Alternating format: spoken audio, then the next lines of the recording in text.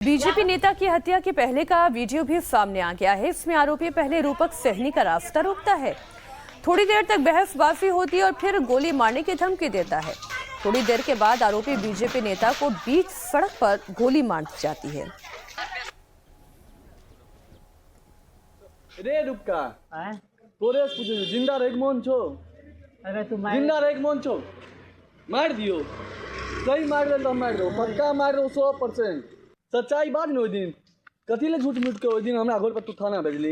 हम भेजली के कंप्लेन करे शौक छो? नहीं तो हम भेजली, बता जा शौक छो, तू शौक पूरा कर। ना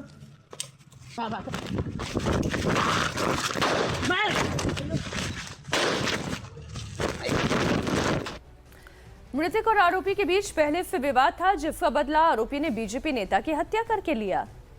आरोपी की गिरफ्तारी की मांग को लेकर पूरे गांव में हंगामा मचा हुआ है। तनाव को देखते हुए इलाके में 3 थानों की पुलिस की तैनाती है। पुलिस अब तक मर्डर के मामले में 3 आरोपियों को गिरफ्तार कर चुकी है। वहीं खानपुर थाने के एसएचओ को सस्पेंड किया जा चुका है। पुलिस पूछताछ के आधार पर फरार आरोपियों की तलाश में जुटी हुई है।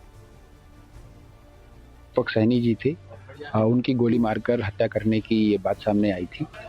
जो आरोपी हैं उनमें से 2 लोगों की गिरफ्तारी अभी सुनिश्चित की जा चुकी है और जो शेष लोग हैं उनके विरुद्ध भी हमारी 3 अलग अलग टीमें छापामारी कर रही हैं। हम जो 2 लोग गिरफ्तार हुए हैं उनसे इस घटना के बारे में पूछताछ की जा रही है और बाकी रिकवरी वगैरह की कोशिश की जा रही है। ये बात आई है, हम लोग अभी इमीडिएटली जो थाना अध्यक्ष हैं उनके बारे में यहाँ से लोगों से बात हुई है और उनका सस्पेंशन का ऑर्डर हम लोग इशू कर रहे हैं। बाकी और किन किन लोगों की संलिप्तता यहाँ पर रही है इस घटनाक्रम में, अभी जो हम लोगों का मुख्य फोकस है वो ये है कि जो आरोपी हैं वो क्षेत्र छोड़कर भागने ना पाएं, उनकी गिरफ्तारी तत्काल सुनिश्चित की जाए, वेपन वगैरह की रिकवरी की जाए।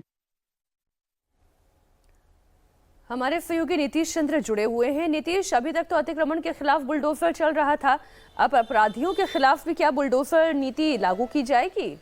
जी हाँ, बिल्कुल। लगातार सरकार की तरफ से यही बातें कही जा रही है, सम्राट चौधरी लगातार यही बातें कर रहे हैं, लेकिन इस बीच घटनाएं भी हो रही हैं और समस्तीपुर की घटना को लेकर जाहिर है पुलिस के लिए एक बड़ी चुनौती है, क्योंकि जिस तरह से शाम में ये घटना हुई, चाय की दुकान के पास बीजेपी के बूथ अध्यक्ष हैं, वो चाय पी रहे थे और उनको गोली मार दी गई और गोली मारने का वीडियो भी सामने आया, जिसमें साफ तौर पर दिख रहा है कि जो आदमी उन्हें गोली मारने के लिए आया है बिल्कुल बेखौफ है और वो कह भी रहा है कि हम तुम्हारी जान ले लें यदि तुम कहो तो। और इसी बात को लेकर बहस हुई, गोली भी मार दी और इस मामले में पुलिस ने अभी 3 लोगों को गिरफ्तार किया है।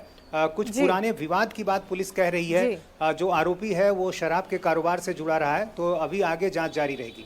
बिल्कुल, आरोपी का आप जिक्र कर रहे थे, एक बार फिर से सुनवाते हैं कि गोली मारने से पहले आरोपी बीजेपी नेता से किस तरह से बातें कर रहा था, कैसे धमकी दे रहा था, सुनिए। रे रुक्का तोरे पूछो जिंदा रेग मोन छो।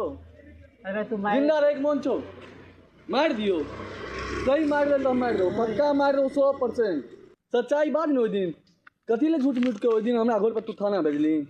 हम भेजली के कंप्लेन करे शौक छो? नहीं तो हम भेजली, बता जा शौक छो, तू शौक पूरा कर। ना